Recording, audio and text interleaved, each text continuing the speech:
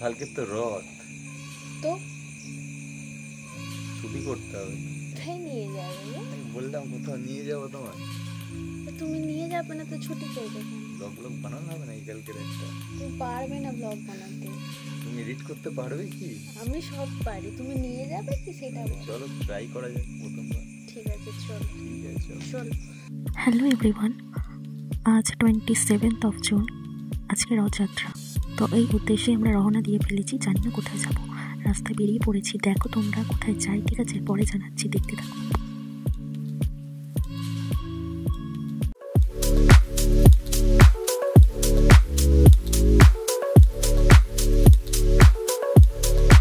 দেখো এখানে দেখতে দেখতে কিন্তু আমাদের ডেস্টিনেশনে আমরা চলে এসেছি। এটা আনপ্ল্যান ডেস্টিনেশন হতে চলেছে। এখানে আছে যেটা হচ্ছে আলিপুর জেল, আছে মিউজিয়াম, দেখবো। এবার আপনাদের সাথে সেটা শেয়ার করবো।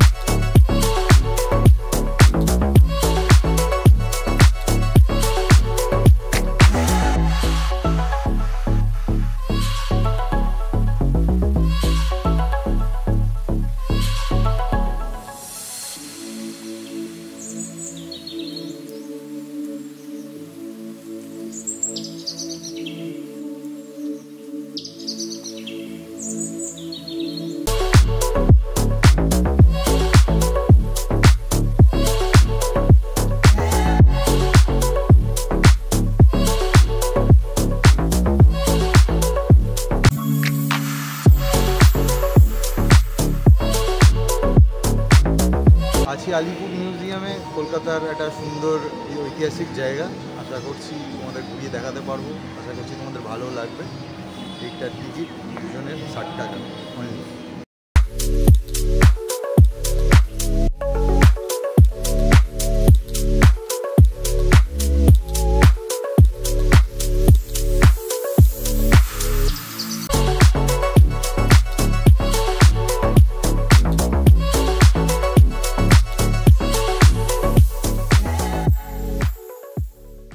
দেখতে পাচ্ছেন আমরা কিন্তু ভিতর দিকে প্রবেশ করে ফেলেছি। এখন দেখবো সেই সব ঐতিহাসিক রহস্যময় জায়গাগুলো, আর আপনারাও দেখুন।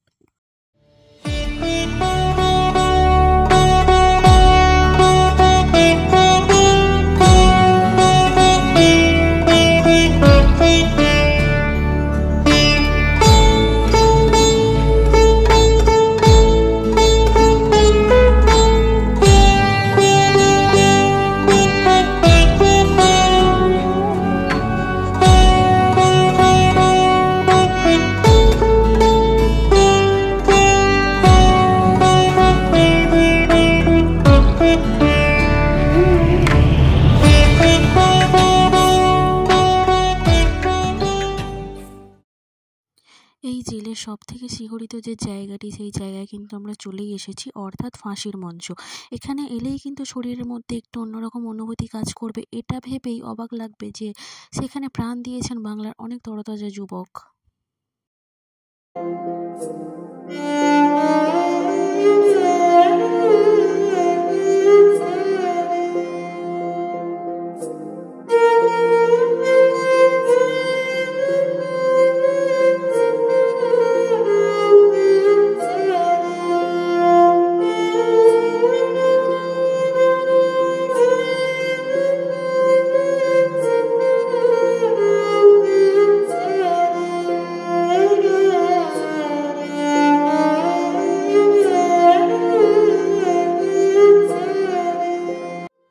ফাঁসির মঞ্চের সামনেই একটি বিল্ডিং আছে, যেখানে বন্দীদের এনে রাখা হতো এবং দেখানো হতো ফাঁসি।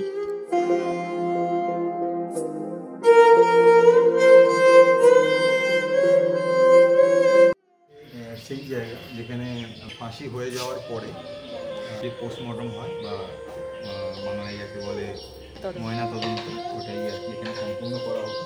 এখান থেকে রক্ত হইতো, আর এখানেই ডাক্তাররা বডি করতো, এটা দেখা। আর এখানটায় বেসিক্যালি হাত পা ধোয়ার জন্য ফাঁসির মঞ্চ থেকে বেরিয়েই কিন্তু সামনে রয়েছে, আমরা দেখব নেতাজি সেল, বিধানচন্দ্র রায়, চিত্তরঞ্জন দাস, যতীন্দ্রমোহন সেনগুপ্ত সেল।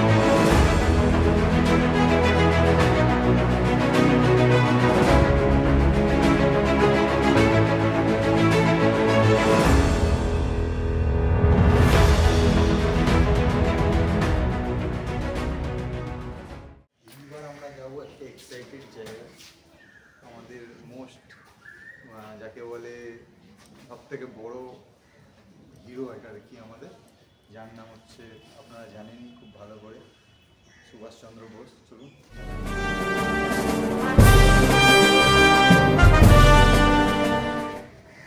আর এই আমাদের হিরো मिस्टर सुभाष चंद्र बोस। बढ़ाए जा खुशी के गीत गाए जा, ये जिंदगी है कौम की, तू कौम पे लुटाए जा। कदम कदम बढ़ाए जा खुशी के गीत गाए जा, ये जिंदगी है कौम की, तू कौम पे लुटाए जा।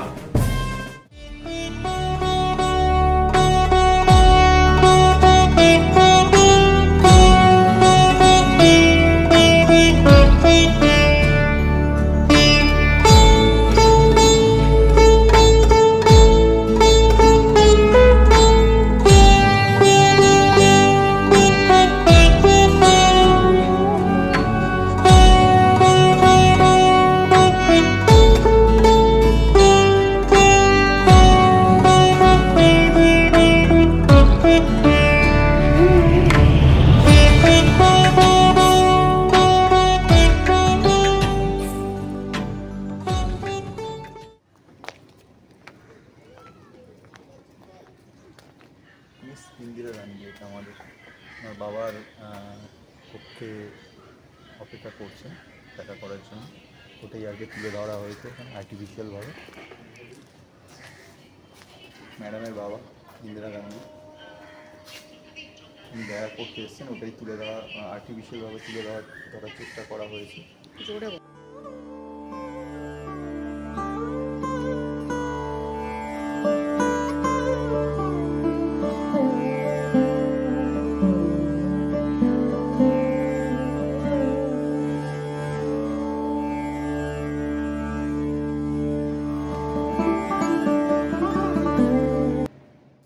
কিছুটা কভার করার পর কিন্তু এটির সামনে চলে এসেছি। এটি হচ্ছে দীপান্তরের বন্দি জীবন লেখা আছে। এটি বেসিক্যালি হচ্ছে আন্দামানের যে সেলুলার জেলটি আছে সেখানে কি কি হতো তাদের সাথে, কেমনভাবে তারা থাকতো, কেমনভাবে জীবন কাটাতো, সেইগুলো এখানে তুলে ধরা হয়েছে। দেখবো ভিতরে কি কি আছে, চলুন।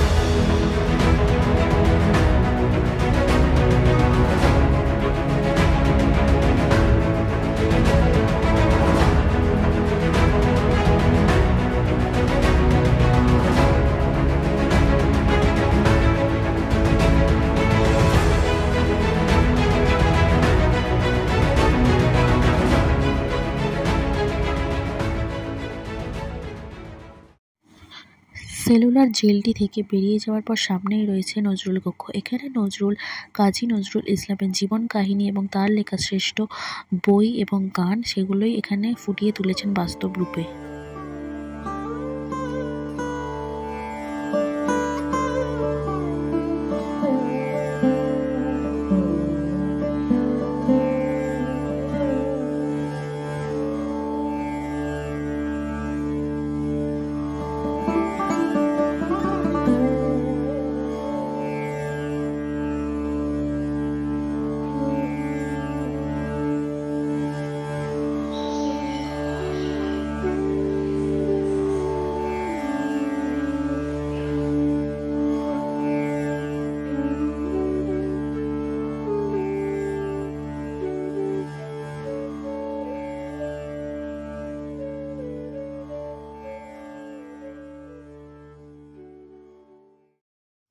আর এই সেই স্থান যেখানে তাঁত ও রেশমের কাজ করানো হতো বন্দীদের দিয়ে, এবং সেই কাপড় বিদেশে রপ্তানি করা হতো।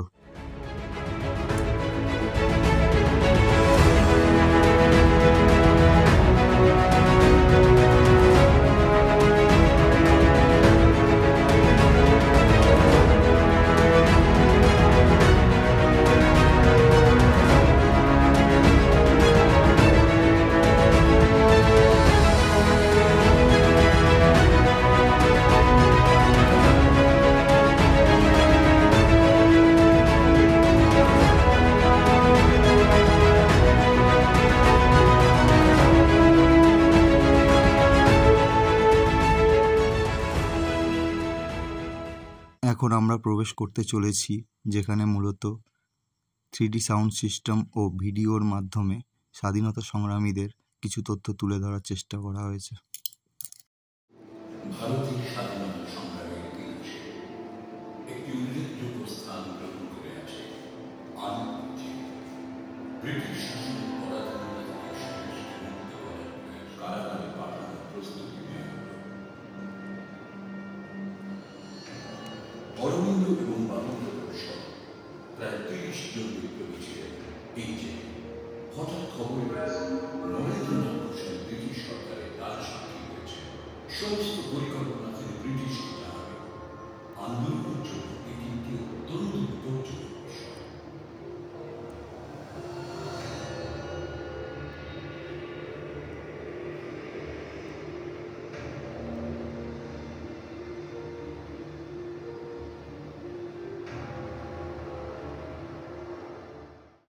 এরই পেছনে একটি লাইট অ্যান্ড সাউন্ড শোয়ের ব্যবস্থা করা হয়েছে, যেটি 100 টাকার বিনিময়ে 6টা থেকে দেখানো হয়।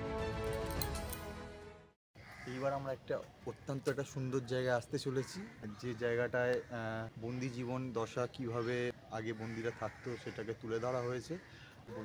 এটা হচ্ছে তার এন্ট্রেন্স। আসুন দেখি।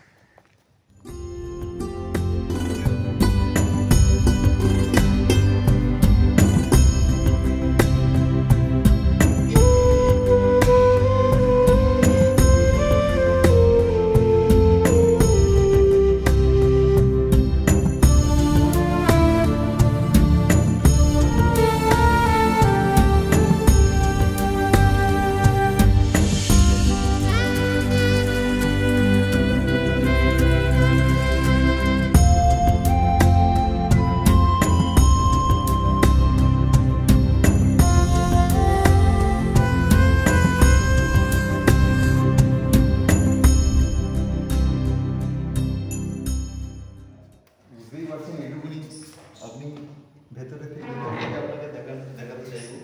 এটুকুনি সেল, এখানে সম্ভবত মেরামত করা হয়েছে। এটা বাথরুম ছিল, ঠিক আছে, এখানে বাথরুম। এটুকুনির মধ্যেই মানে সারাক্ষণ আর কি বন্দি জীবন কাটতো আমাদের ফ্রিডম ফাইটারদের। না ফ্যান না কিচ্ছু, ব্যাস এইটুকুনি। চলো, তুমি থাকবে নাকি? থাকবো ভালো। আর এই স্থানে মূলত ইংরেজ আমলের পুলিশের ব্যবহৃত কিছু অস্ত্র সংরক্ষিত করে রাখা হয়েছে, যেমন ছোট থেকে বড় বন্দুক, গুলি, বোমা, ছুরি বা কুকরি, যাকে আপনারা নেপালি অস্ত্র বলে চেনেন।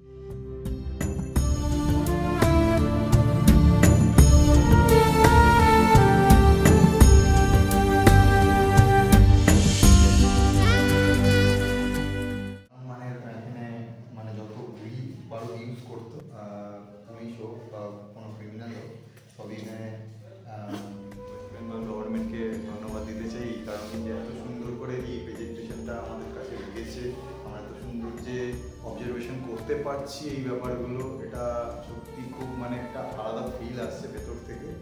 আর মানে যে স্বাধীনতার যে ফ্রিডম ফাইটাররা যেভাবে কষ্ট করেছে, মানে না দেখলে, কেউ যদি না দেখে, এক্সপ্লেনও করতে পারবে, কোনো ধারণা আনতে পারবে না। আমি তাই জন্য সবাইকে সাজেস্ট করবো, আপনারা আসুন এখানে একটা দিনের জন্য কিছুটা সময় নিন। মোটামুটি 2 থেকে 3 ঘন্টা থাকলে আপনারা বুঝতে পারবেন যে এটা কি মানে একটা মানে নরক না কি, এটা কিভাবে কষ্ট করেছে ফ্রিডম ফাইটাররা, তো সেইগুলোই এক্সপ্লেন করা হয়েছে। ব্যাস, আশা করি ভালো লাগলো আপনাদের। যতটা পেরেছি ততটা এক্সপ্লেন করার চেষ্টা করেছি। এবার যদি এর থেকে বেশি কিছু আসতে হবে আপনাদের, এইভাবে আপনাকে বললাম বা দেখালাম, এইভাবে আপনারা কিছুই বুঝতে পারবেন না। তার জন্য এখানে আসুন, এসে একবার অন্তত ভিজিট করুন, আশা করি ভালো লাগবে, খুবই ভালো লাগবে। আর যারা এই ধরনের ঐতিহাসিক জিনিস পছন্দ করে তাদের জন্য তো মানে একটা আলাদাই আবেগ ভেতর থেকে বার হবে। ঘুরে ফিরে দেখার পর আপনারা আসতে পারেন, এখানে কফি হাউস অ্যাভেলেবেল আছে, এখানে চাইলে একটা কফি নিতেই পারেন, আশা করি ভালোই লাগবে। এবার সেটা একদম আপনাদের উপরে, রেকমেন্ডেড না। Thank you.